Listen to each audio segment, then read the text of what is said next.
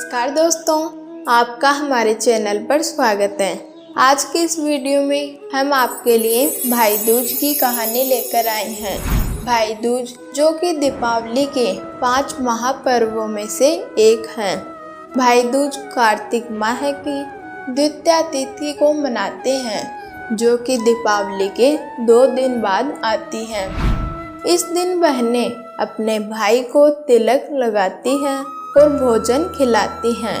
साथ ही साथ भाई अपनी बहन को दक्षिणा देते हैं। यह पर्व यमराज और सूर्यपुत्री यमुना से जुड़ा हुआ है।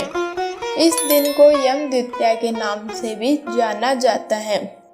दोस्तों, पौराणिक कथाओं के अनुसार माना जाता है कि भगवान सूर्य की पत्नी का नाम संज्ञा था। भगवान सूर्य को अपनी पत्नी से एक पुत्र और एक कन्या की प्राप्ति होती है। पुत्र का नाम यमराज रखा गया और कन्या का नाम यमुना रखा गया था।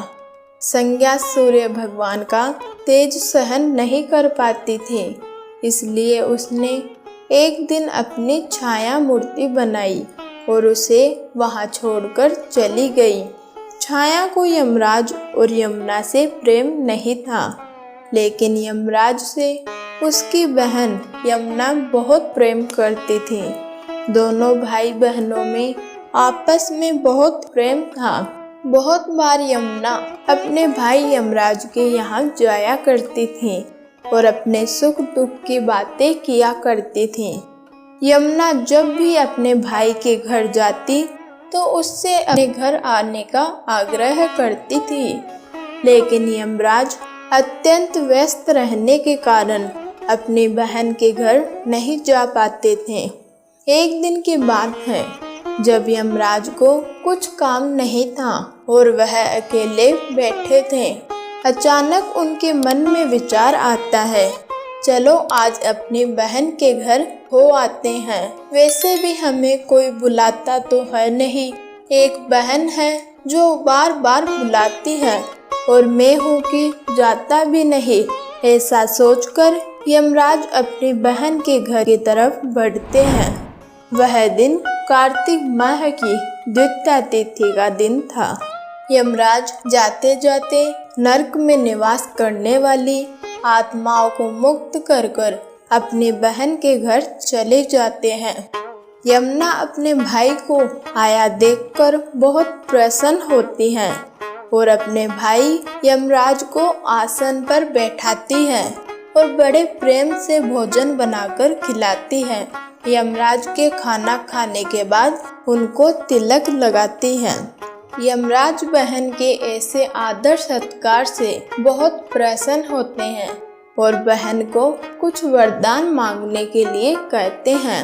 तब बहन कहती है, भैया मुझे कुछ नहीं चाहिए, बस आप हमेशा मुझ पर अपना आशीर्वाद बनाए रखना। लेकिन यमराज नहीं मानते हैं।